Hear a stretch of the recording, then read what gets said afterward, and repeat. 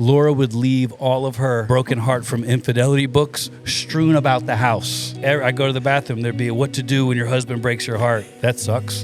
Go outside just to get some fresh air. There'd be a book, Betrayal, how it crushes people. I'm like, there it is again. I'm like, Lawsy, you gotta put your betrayal books away.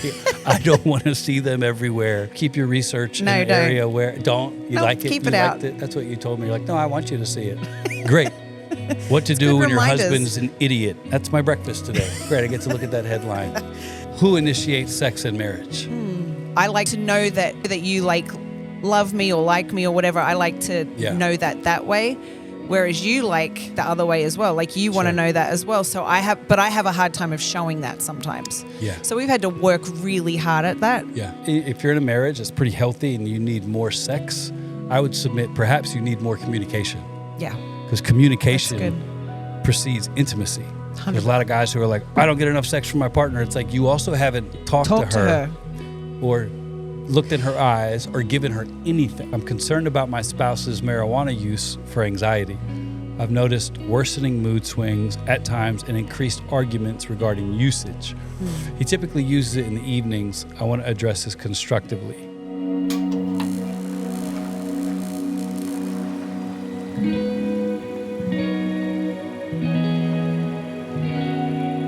Lawsy Bell. Hello. Back on the Lights On pod. I love you. It's good to have you. You just turned 46. Holler at your boy. Hence the glasses. That's why you have glasses. Well, I can't read my phone very well. I can't read my phone. I think age looks good on you. Love you. Did that land well? Age looks good. I think it did. Thanks. 46. How does it feel to be 46? Anything different? Nope. I do think that people can get better as they age. 100%. I think I'm getting better. Ooh, this is cool. This one moves like high tech. Wow. High tech. All the people who are watching or listening, not watching, Laura is just playing with the microphone. We're gonna get into some great topics and questions today.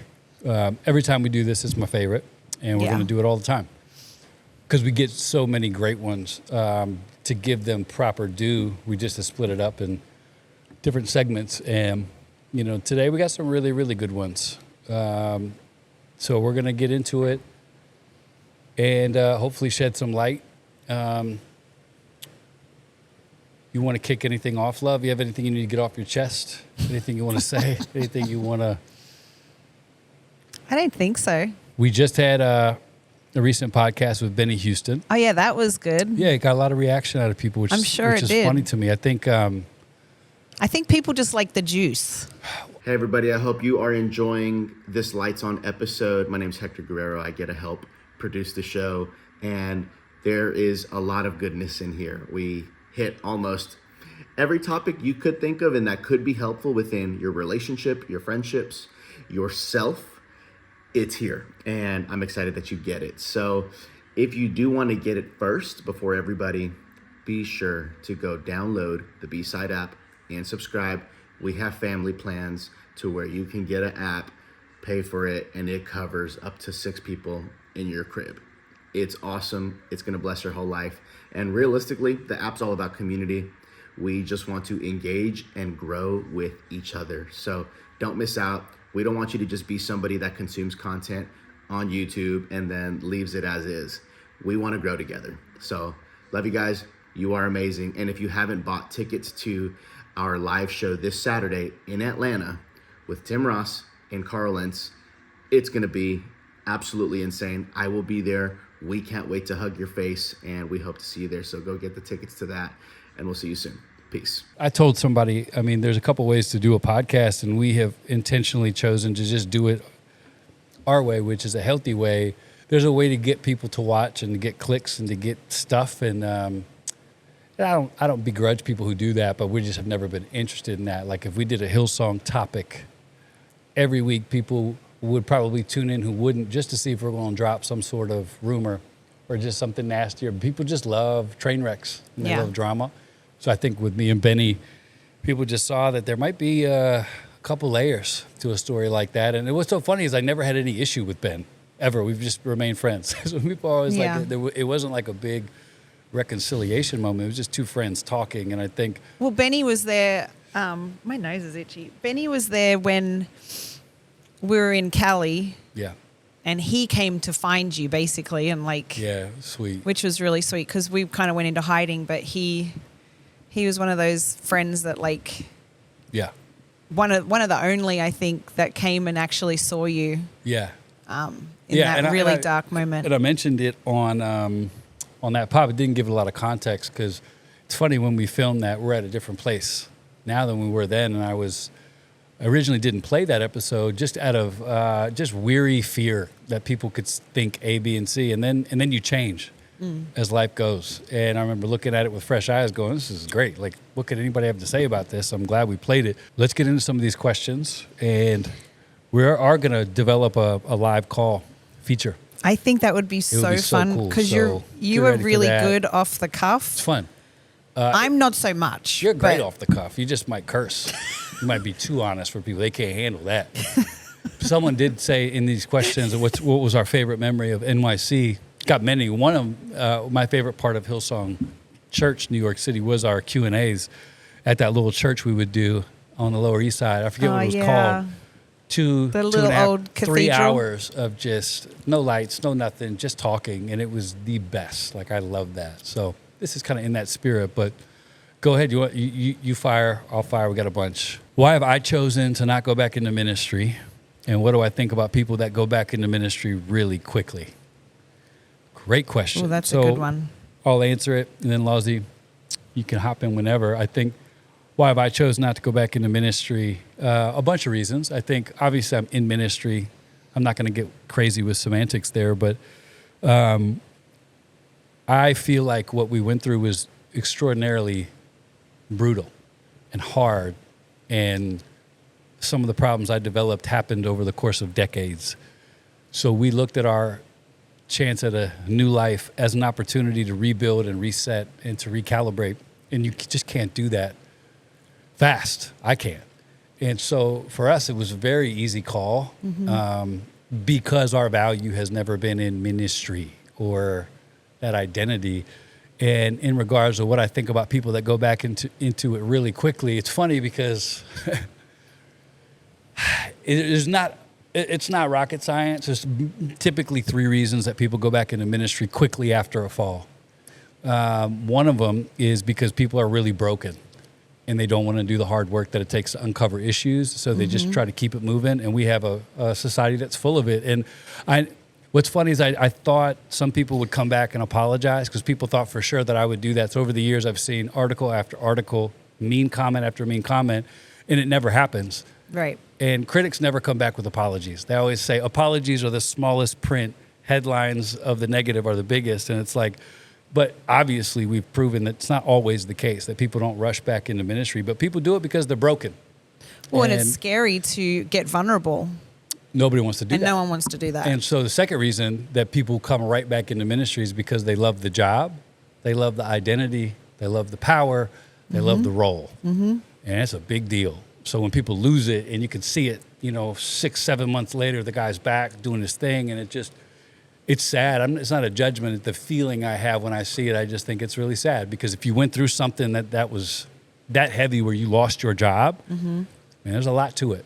And so ministry's not going anywhere. People aren't going anywhere. Why not take the time to really dig deep? And then the third reason people would typically go back really quickly is because they don't know how to make money any other way and to provide for their family. So it's not because they want attention. It's not because they love the role. They just don't know what to do. Yeah. And we see that all the time, and it's very, very scary. So the critical eye that people have when they see pastors that are doing stuff, you don't know the context. You don't know what's going on. Well, it's real easy to judge it, but often it's just not the case. I think as well, like there's help out there. Yeah. And because most people, when things happen, they cover it up or they try to move past it and, keep going on with their life.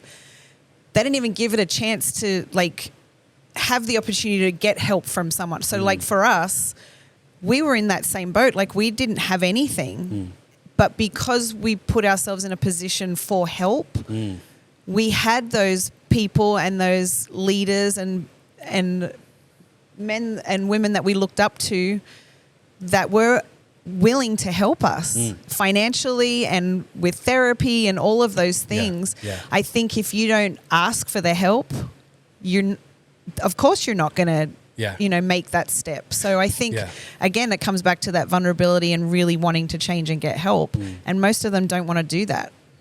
And when you see a pastor who falls and then gets back up and then gets back into ministry, also know that it's also an indictment on the church, because a lot of guys would get help. They do put their hand up, but nobody comes. Yeah. And I'm going to do a whole episode on that so people can get a really good look at it, because I've unfortunately gotten to see it.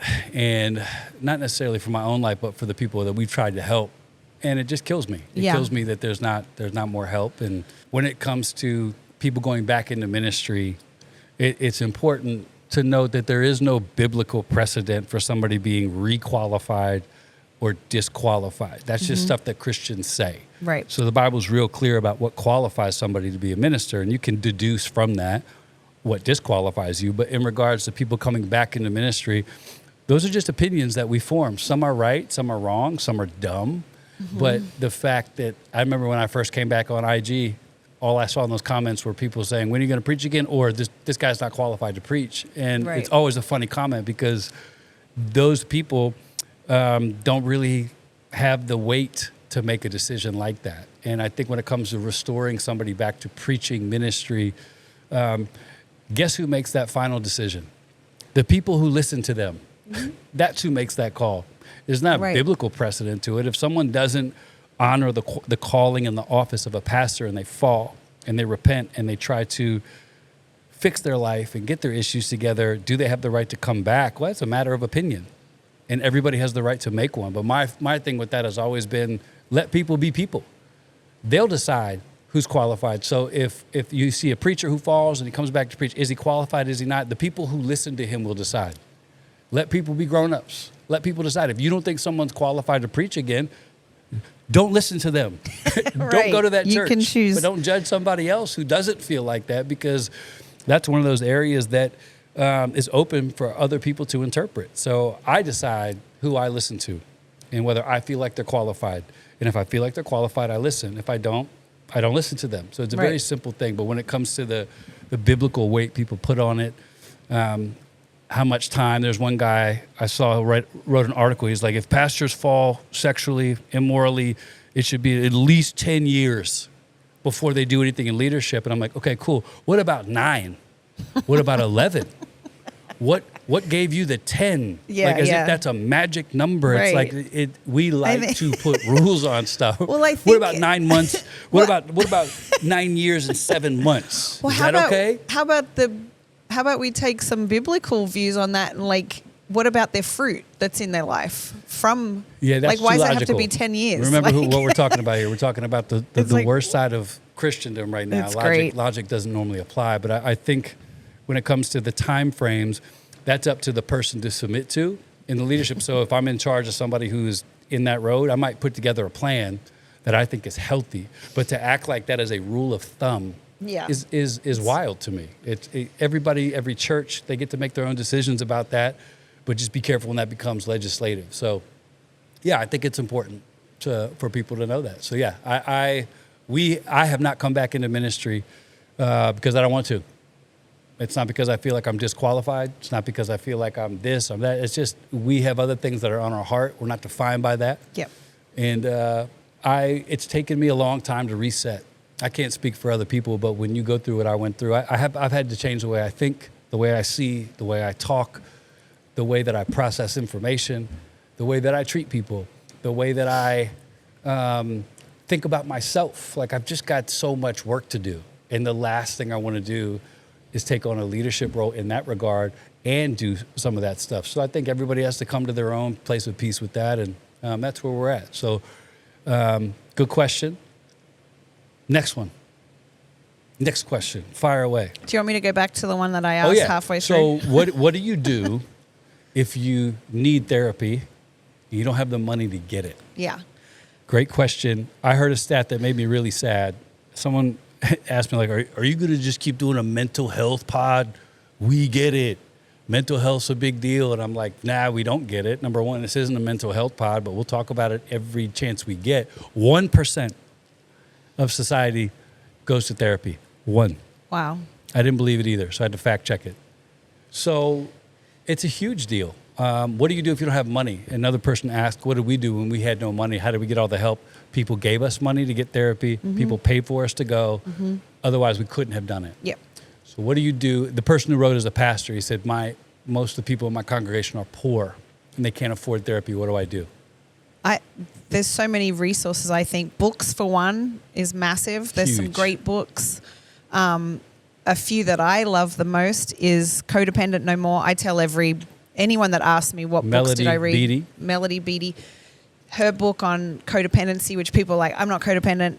You probably are. Yeah. So that's a great one. I always start with that. Boundaries. By the Cloud crew. Yes. So Amazing. good. Yeah. Boundaries. That one's great. And then there's a bunch on infidelity and healing after infidelity. Like even your therapist has some great ones. They could be a little triggering at first, but that might be down the road. Sure. But her one's great, Alex. And then there's some on attachment Yep. and boundaries and all that kind of, there's just so many. So books are great. Yeah. And you can learn a lot. So our answer would be to that awesome person who sent that in. First of all, God bless you and what you're doing. And the I fact think that you even there's some think like great that as a pastor. podcasts. Yeah, there are resources that aren't going to cost people a lot of money, and it starts with books. And then it starts with, you can definitely have group therapy in your church.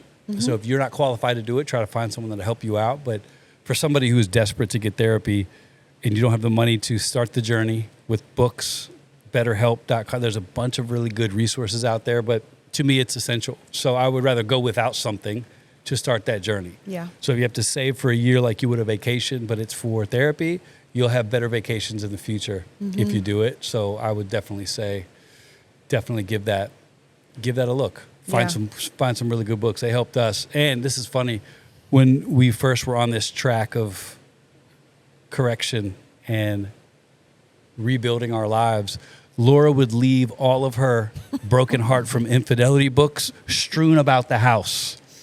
I do. And I think I've got after one about with me, 3 actually. weeks of I go to the bathroom, there'd be a what to do when your husband breaks your heart. That sucks. Go outside just to get some fresh air. There'd be a book, Betrayal, How It Crushes People. I'm like, there it is again. I'm like, Lawsy, you got to put your betrayal books away. I don't want to see them everywhere. And you were like, nah, I'm going to leave them. And also, like Amazon has great resources for those books, but Audible, they're so cheap on Audible. You're They're missing like, what I'm saying right now. I know. I'm going back to that because it's exciting. Freaking books.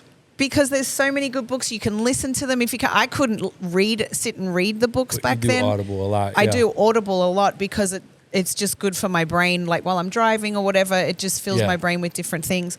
Which leads me to another question. And maybe don't strategically leave them out so your husband there can are good ones for torture them himself. too. There are. But my point is, if you are the betrayed spouse, please keep your research in an area where you like it. Keep you it out. liked it. That's what you told me. You're like, no, I want you to see it. Great.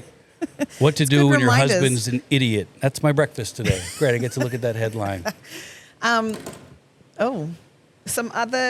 Another thing someone asked is, have triggers flared up since we've been doing this pod? Because we're coming up on year number 4 as of October 25th at around 8 p.m. Yep. So we're coming up on 4 years. Yeah. As of October 25th at around probably 7:53 p.m., something like that, that I remember So now that we're almost 4 years in, do you still have any triggers? Like when we talk about this stuff, like how does that make you feel? It doesn't trigger me because I know what we're doing and I know that's not who I am. I know we're in a different place. So I think it's a sign of healing when you can talk about traumatic things that are hard and it not put you back in that space. Yeah. So no, it hasn't created new triggers at all. If anything, it's made us smarter, stronger. And I think grateful for how far we've come. Like so grateful. So when I talk to women that are going through, the beginnings of or whatever, the finding out stage or whatever stage they're up to in the betrayal, I find myself like not necessarily triggered in a bad way. It's like, I'm like, oh wow, we have come so far. I have come so far in my healing. and I'm able to give women hope that there is another side. Like, I know it's hard right now, and I see your pain because I know it so well, and I can feel that with them. But then I can also go, but I can tell you that it can get better. It does get better. So for me, I think it doesn't trigger me, but when I talk to pod's easy.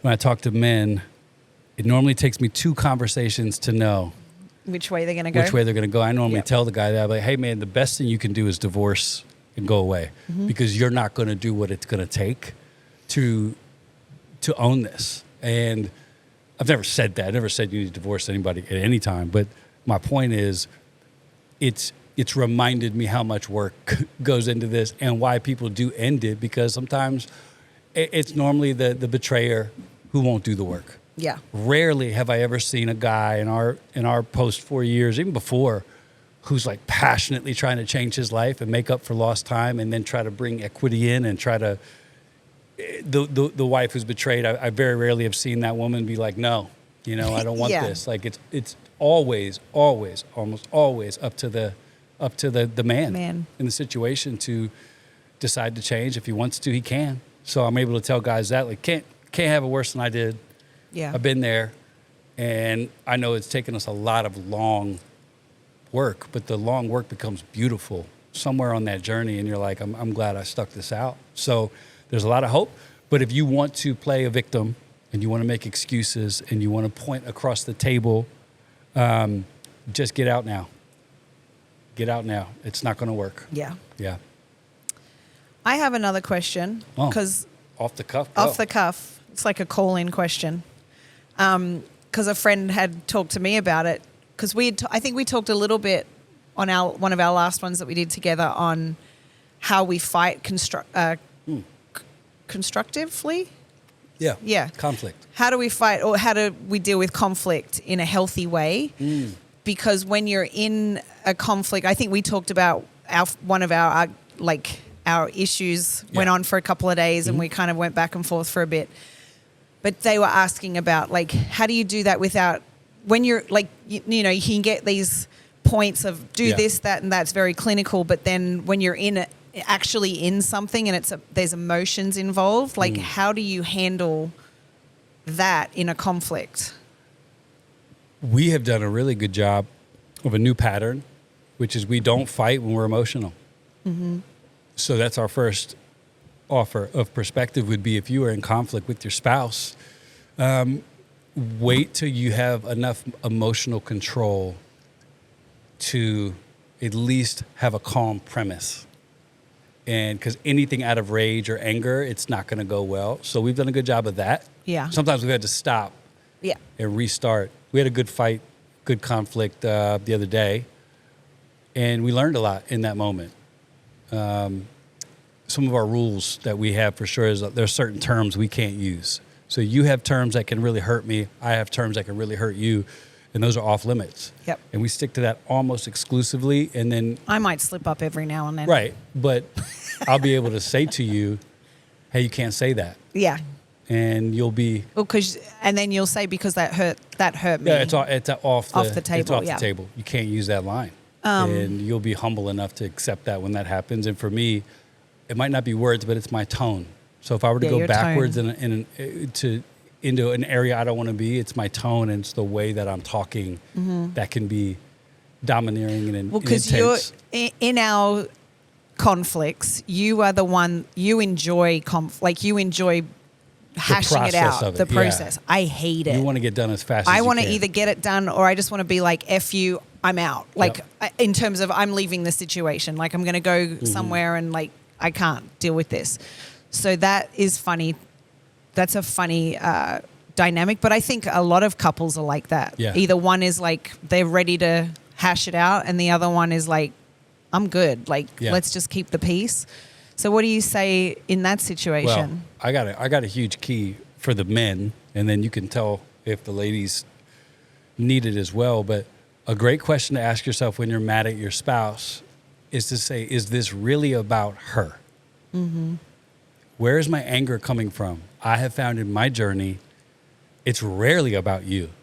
And so I'm able to pull that back now and go, like, because often your spouse is the first person you get to take a shot at. Right. Or you can be It's the mean easiest. to, or you can yell. And after a while, that gets really old and it breaks down a marriage. And I think for me, if I find myself at a certain speed, I have to go, wait. Is this really about her? Okay, no, it's not about Laura. What she did is a small thing. My reaction was really big. Why would that be? I'm mad about what this person said. I'm frustrated with this at work. I'm scared about this issue. And I'm annoyed with my child. And it all culminated in me acting like what you did is the end of the mother effing world. And so a great question to ask yourself before you go in on your spouse, how much of this anger should be redirected? And it's almost eliminated all conflict from us. We still have some good ones, but it's almost all gone because we're handling, and the issues that we have are small. Like we had an issue last night where I was trying to talk about something with my son and you were busy talking to the dog and it offended me mortally. And you were really, it really took you back. I was able to backtrack it a little bit and say, hey, it made me feel like you don't care about what I'm trying to do with our boy, because what in your brain would have told you talking to Biggie right then is more important than freaking listening to me. That's where I think my neurodiverse brain comes in, because sometimes you're in the middle of doing something and then you'll just pop in with everyone needs to listen to whatever you're saying. And I could be, So it's like, well, hang on a sec. But the way we resolve that, though, is for me to be able to peel it back and go, I actually do that to you all the time. Yes. So let me work on that first. And can you please not do that? Stop doing that. If I'm sitting here saying, Luzzie, isn't it great? A, B, and C, let's talk to our son. You're going, Biggie. Well, he was about to get out of the fence line. Let him go. Let him go. We'll get another dog. Can't get back this priceless moment that you didn't have the time to listen to. It was literally 30 seconds. Well, to me, it's a deep wound. I know. And you... But your son does that too. Actually, all your kids do that. Yeah. Now they're your kids. They all do that. Like if someone is dismissive in a conversation or they feel like they're not heard, they're like, forget about it, forget it. And I'm like, bro, can we start again? Like maybe I was doing something and didn't realize that you were talking to me or whatever. So let's go back a second. Yeah. So we've had to even help our kids with that because it's like, you can't do that. Like you don't just get to walk away in frustration because someone didn't hear you. Like, let's try again. Yeah. So that's good. And then... go ahead. No, keep going. No, you go.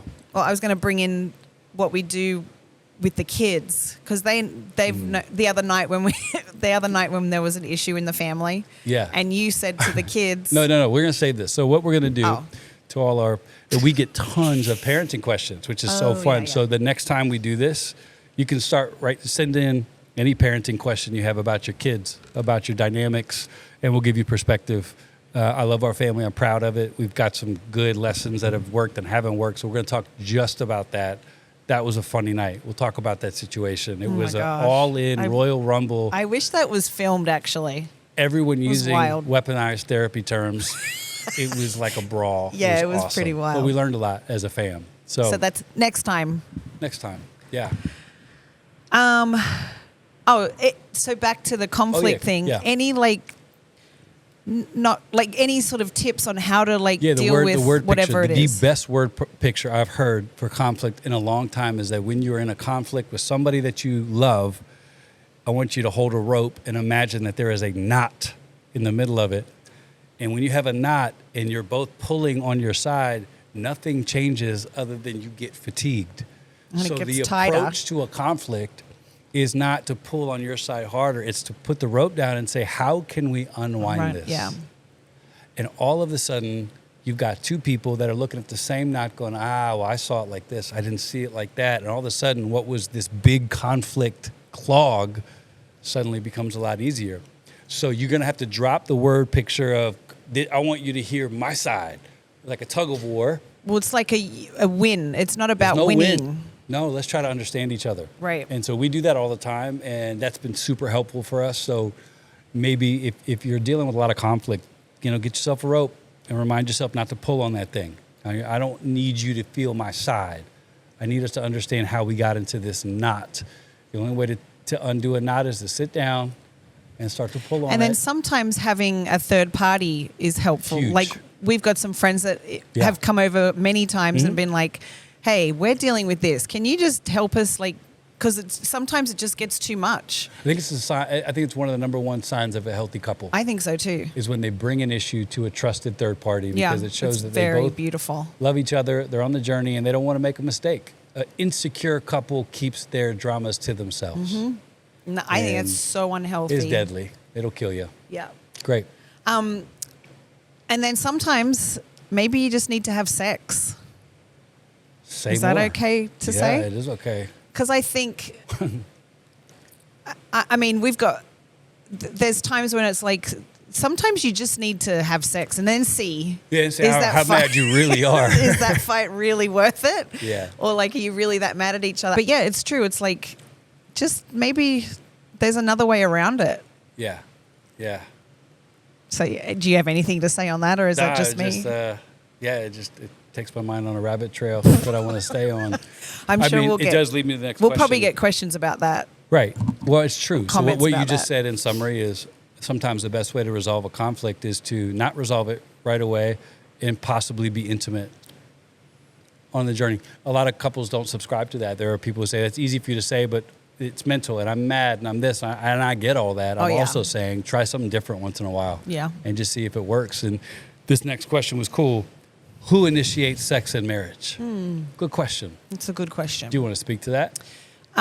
For us, it's been like a... That's great. For us, it's been a bit of both. More you probably than me. There's always usually one in the relationship that is an initiator. Because I've heard it said before, like not everyone is on the same sexual frequency, and someone might be feeling this or that. So it's like it can ebb and flow. But for the most part, I think initiating sex it's awkward for me sometimes. Yeah. Just because I like to receive, like, to know that someone, or to know that you like love me or like me or whatever. I like to know that way. Whereas you like the other way as well. Like you want to know that as well. So I have a hard time of showing that sometimes. Yeah. So we've had to work really hard at that. Yeah.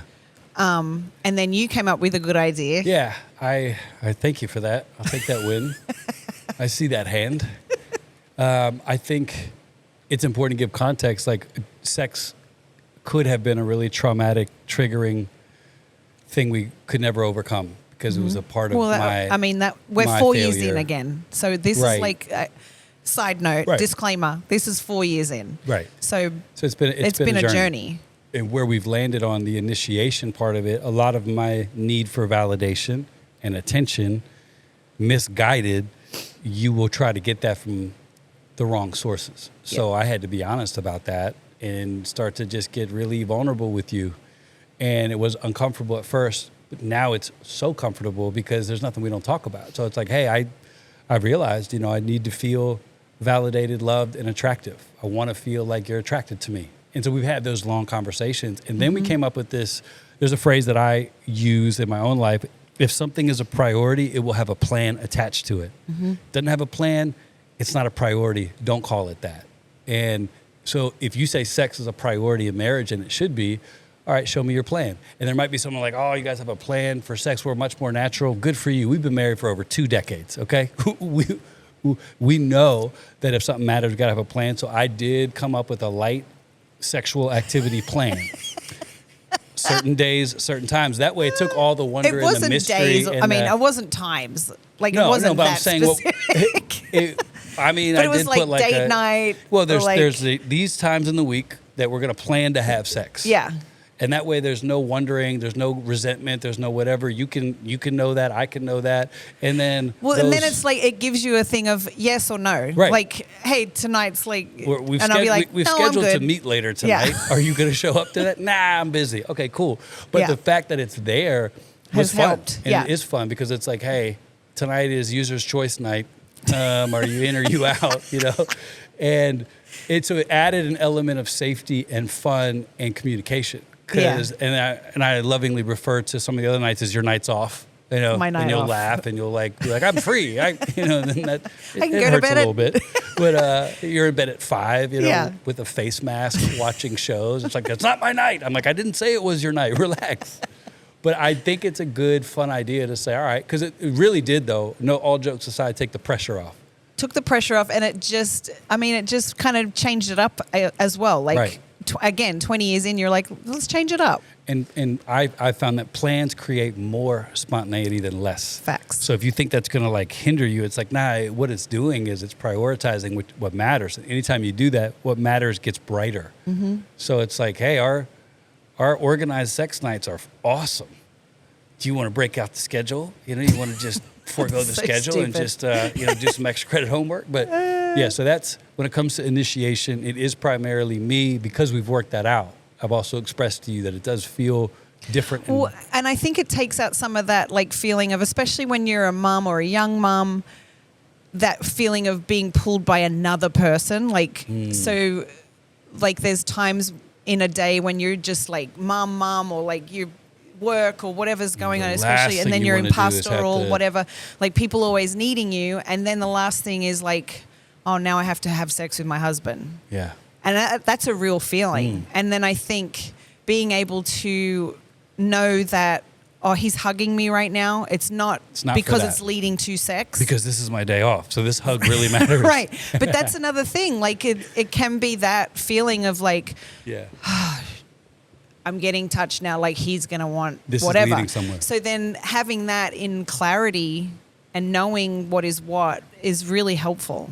Yeah, and I think if people hear this and it doesn't feel natural, that's a symptom of lack of communication. Yeah. Because the more you communicate, the more vulnerable you are, the more fun, the more natural that kind of thing becomes. So I've found it to be exactly what you said. It frees everything up. And what you said is a huge deal because I have never really understood the weight you carry when it comes to all the things that you do for our family. And I've never really looked at it like a chore. And you've never made it feel like that.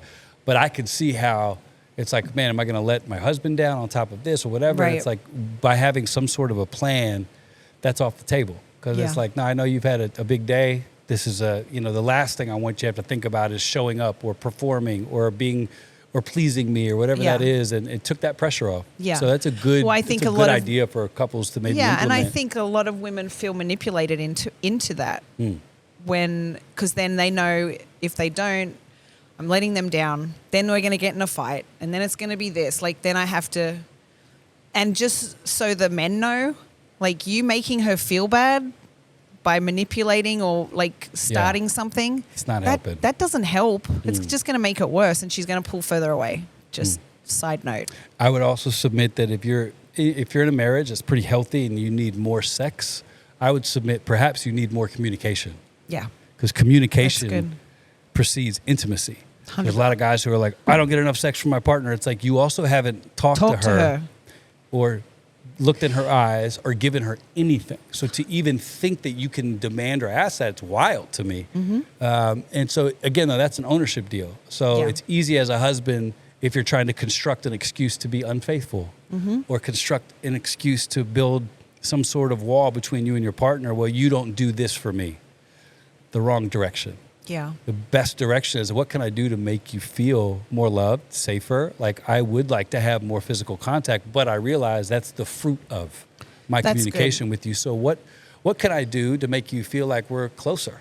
And if you do that, sex will follow. Oh But my to go gosh. straight for the sex, it's not going to be healthy, in my opinion. And if you even if you plan date night and then you're sitting at date night and you're just staring at you're just eating your food, you're not really talking about anything, or you end up talking about the kids or whatever. Yeah. That's not necessarily great communication either. Being intimate is going a little bit deeper than that. And I think that's where men and women, but mainly men, have a hard time of doing that. Yeah. So do you have any tips on how can you get a little deeper with your wife or your spouse, either side? I mean, again, it's a mentality. So if my mentality is how to love you and serve you and be connected to you, you will get more sex than you ever planned for. And so, because the motive is not that. It's there. It's an awesome benefit. But you find on the way there, it's like, you know what, it actually feels really good to have intimacy with you that doesn't even include sex all the time. Right. And we do. Yeah, maybe surprise her with that. Yeah. We renegotiate needs. And that's been a huge thing. We just redid it recently because what you needed 2 weeks ago isn't what you need now. So when we do get a chance to be alone, that's one of our first questions is like, well, what do you need? You know, what's going on? Needs have changed, you know, and I think if you're a husband, that's a great place to start. Like, am I fulfilling what you need? Mm-hmm.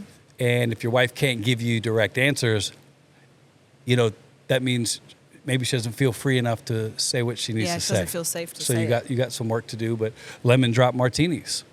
Great idea. Great.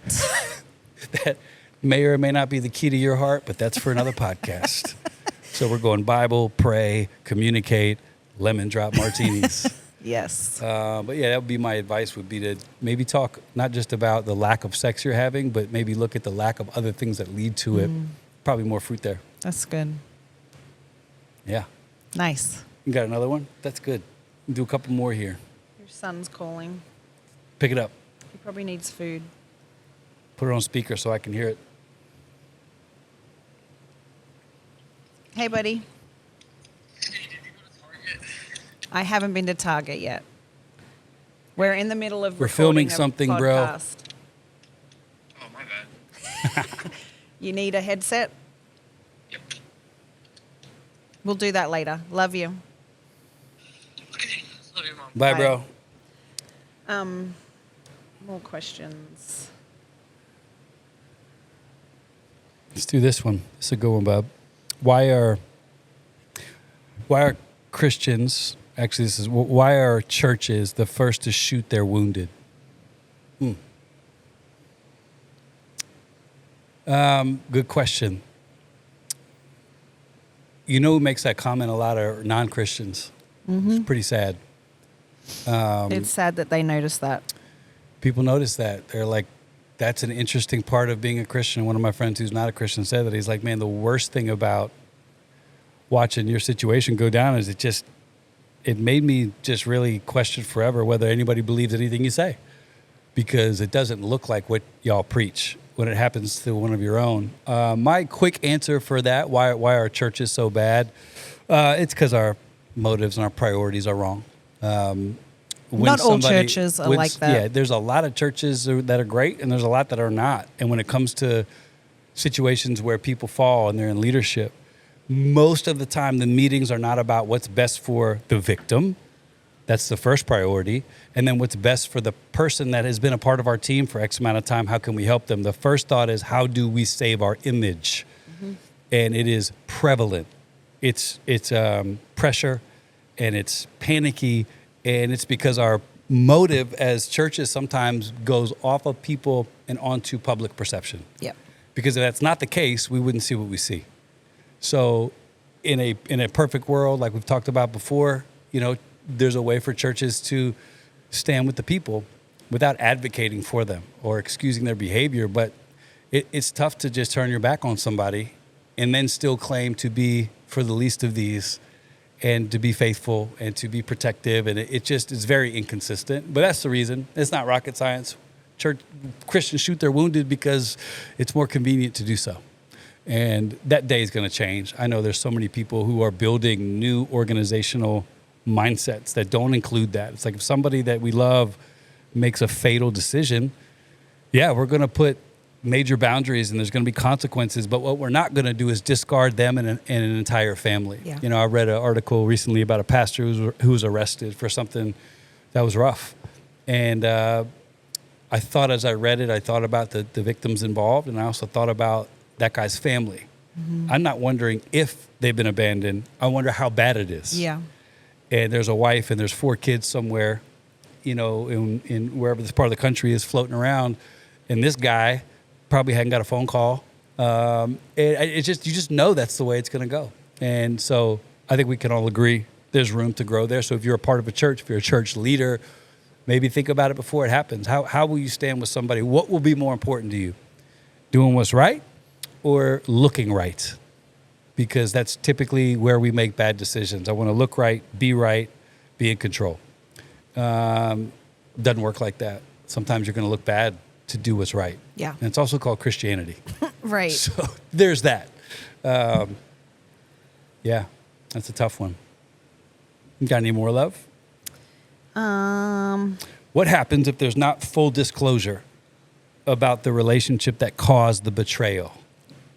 Interesting. So let me catch everybody up to what that means. So when you are in a relationship and you've had an affair or there's been infidelity, healing often occurs when the building block of that is a full disclosure, meaning the person who's done the betraying writes down literally every single thing they've done that played a part in this infidelity.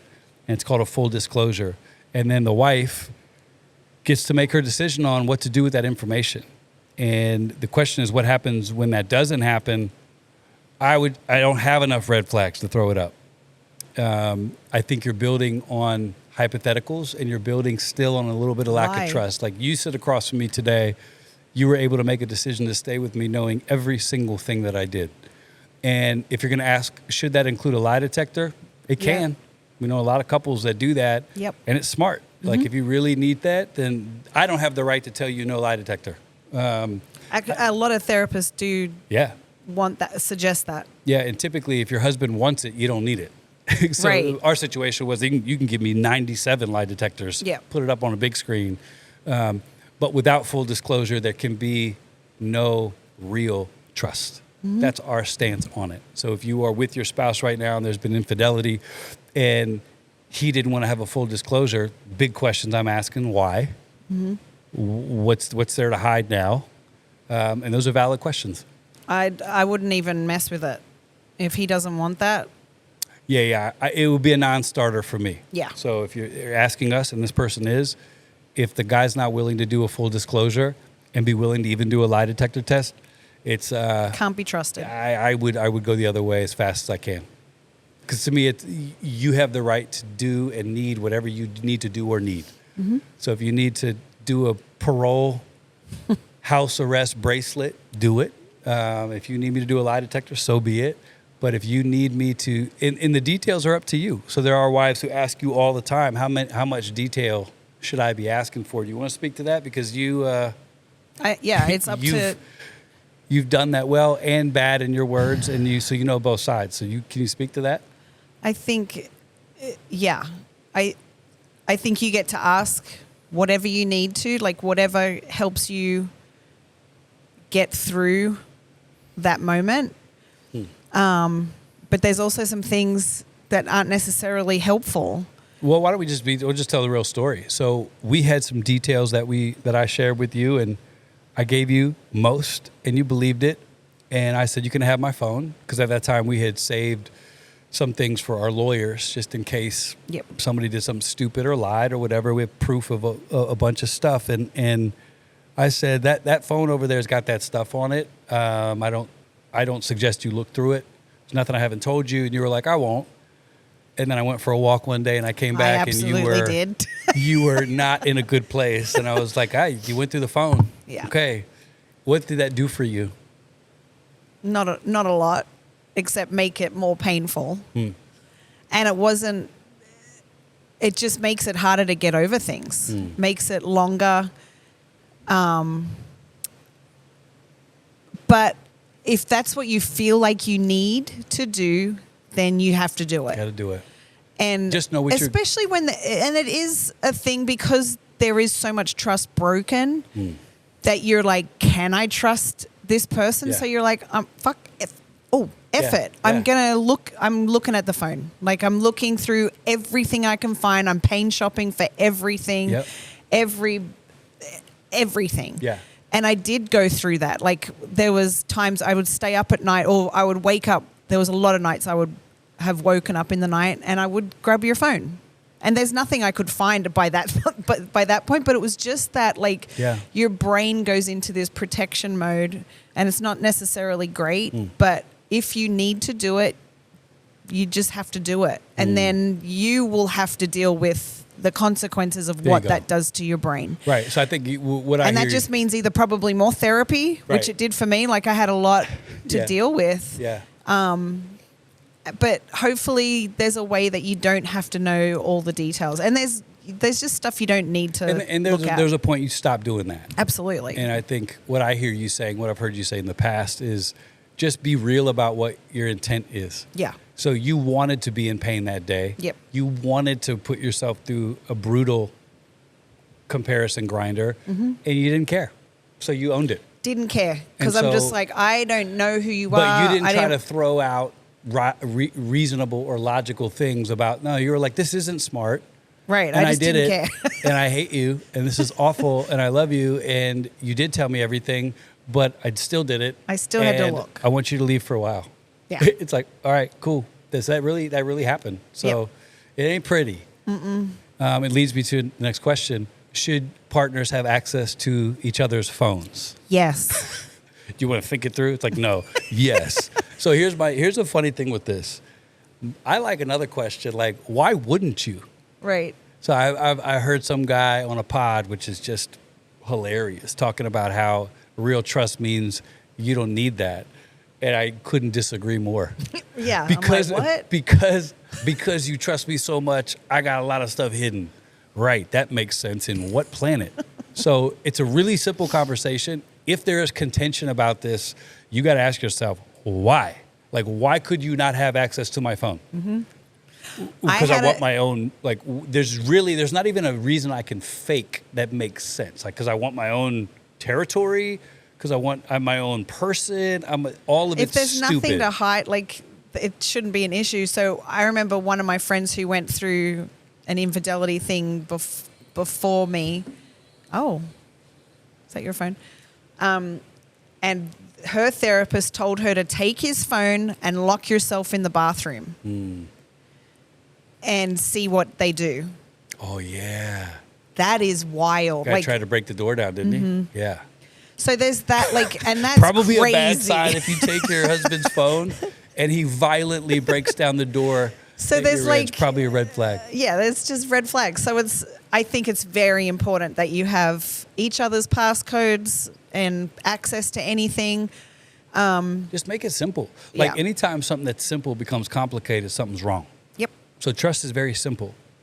You're sharing each other's phones, very simple. So if someone's complicating that, why? Dig into their logic. Like, I don't need your passcode. Okay, cool, maybe you don't, but she does. Right. But if she trusted me, why would she need it? I don't know. Women are going to make their decisions how they feel, and she's just as right. Because I trust you, And I she get to look at probably your has phone. some sort of inkling that she needs to follow up Okay, with. can you talk about inkling for a second? Because I want to know about discernment and inkling versus neurotic craziness. Because we know both. And you have always there been is discerning both. and you've had inklings. You've never been neurotic. You've never been crazy. So how does a woman decide, is this a thought from heaven to warn me, or is this just me being paranoid, insecure, and weird? I mean, if you know the Holy Spirit, you're going to know that feeling. But if you don't, I don't know what to tell you with that. I honestly don't, because But there's still women's intuition. there's women's intuition, and that's real. Whether If you you know have Jesus women's or intuition, not. yes, Yeah. 100%. So if there's an intuition that you have that you need to look into something, you have to go with that. And I think a lot of men try to dumb that down in women, and you will never get a peace until you follow through with that intuition. So I think intuition is very important. Inkling, Holy Spirit, whatever you want to call it. And then there's a crazy side where it's like you think everything and everyone's against you, but you might also have some things that have led you to that place. To think that, yeah. And so that's okay too. Yeah. I think not taking stuff personal as a man, if you're right and you're honest, that I can't take this stuff personal. So it's super easy for me because of our past. There can never be a day where I can be like, haven't I earned your trust? Like that day's not going to come. I earn it every day. But let's just say you're a faithful husband and your wife has some inklings and stuff like that. I still think the best posture is to say, I don't know what's going on that makes you need this. Yeah. But yeah, whatever you need to ask, ask. Yep. People who have nothing to hide, hide nothing. People who are defending nothing don't fight about it. So I think there's, again, don't make and something it doesn't that's necessarily simple hard. have to even be like a full-blown affair situation. No. It could be DMs in your freaking social media. So Yep. that's a massive one that I think a lot of men and women get away with a lot these days, and I think it's very dangerous. That's a good point. I think it's rationalized away. A real simple for me is that if Laura sees this, will she like it? It's not complicated. Yeah. And so if you're doing, and that's actually how you get to help define whether somebody's an addict as well. Mm-hmm. Addiction is something that you do in private and you don't want anybody to know. If you can't tell your spouse, then it's probably it's a huge problem. So and it's like, probably an addiction I of DM some sort. people all the time. Cool. Can your wife see those? Well, if the answer is not yes, then something's up. Right. So, or don't be married. Yeah. There's another simple answer. Like if you want your space and your territory and you want your rights, fantastic. Bye. Get those. Don't get married. If you get married, you are literally saying what's mine is yours. What's yours is mine. Mm-hmm. What I love is for you. What you love is for me. And so it's really simple. We've made it complicated in our weird world. And nothing is true all the time. Like there are going to be huge exceptions to everything that we're talking about. But by and large, it's simple. Should you have the passcode to the person's phone that you love? Yeah, Yes. You should. Actual Got a question solar. here from my boy G in New Jersey, owner of Harper's Cafe over there towards Montclair. He says, can you guard me? The answer is no. I couldn't then, and I cannot now, my brother. But anybody in the New Jersey area, go check out my guy Harper's Cafe. Good one. We'll end on this. And so if you have questions for our next question and response, the email is lightsonpodcast. So if you have questions moving forward, we're going to do this last one here. Lights on podcast questions at Gmail. Lights on podcast questions. So you can, rather than try to fit it in that little instant whatever, send us. It's super helpful for us to know what matters. This is a good one. And I'm going to take one direction and save it the other direction for another day. I'm concerned about my spouse's marijuana use for anxiety. I've noticed worsening mood swings at times and increased arguments regarding usage. He typically uses it in the evenings. I want to address this constructively. So shout out to you, ma'am, for having the kind wherewithal to even ask for perspective on it. We need to have a long discussion about weed on here and give some perspective as far as what we know about marijuana in general. I want to take it away from marijuana and just say you can judge the fruit about anything. Right. So it doesn't matter what it was. If it was weed, if it was Xanax, if it was cigarettes, if the fruit of it is what you're saying, which is mood swings and increased usage, I don't even think the conversation's about marijuana. I think it's about the anxiety. And you might want to go get some feedback and some help about what's going on with him. So the question is not to attack, in my opinion, marijuana. It's to attack the fruit of what's going on. So since you've been taking this or using this for your anxiety, it's gotten worse. You're acting different. Can we talk about it? I think anything that's not an attack. And if you can't speak to your husband about something like that without being an attack, you got to bring in a third party really quick. And if he pushes back on that, you got problems. Yeah. Any thoughts on that? I have a lot because I'm reading a book right now on our cellular level energy and good and bad and how all that works together and what happens in your gut when we eat and smoke and drink and do all these things, what that does to your brain. So my suggestion is definitely going to see a doctor and some sort of functional doctor, not just like your doctor that's just going to give you Xanax or something like that. Yeah. But that's a whole other, that's another thing. But yeah, I think because we've got some doctors that we want to talk to about some stuff when it comes to brain and health and all that stuff. So I think that'll be a good one. Here's a good one. And on this too, this is, has our identity, in particular me, is Carl's perspective of his identity in Christ changed through the fall and healing? Or did it stay the same? How does it help both of you in healing? Interesting question. So my identity wasn't my issue before and is it now. So I always was very secure in who I was in God's eyes. My big issue was my own eyes, how I saw myself. Right. So I think the question is kind of like a yes and no and yes. So did this fall and the healing that has come off the back of it change? Yeah. Yes. Yeah, it has. Because before I was very focused on, I knew about God's grace. I knew about the redemptive power of the God that saved our lives. I know about the forgiving mercy of God. I never had any issues with that. I just didn't realize how big of a deal it was, how we talk to ourselves, how I look at myself. So what God has done in me in this chapter has helped me get a grip on who I am and find some peace there while I grow. Before, it was always a gap. It would be like I would see an area of my life that wasn't where I wanted it to be, and I would feel condemnation. I'd feel bad, and I would put pressure on myself, and I would try to fix.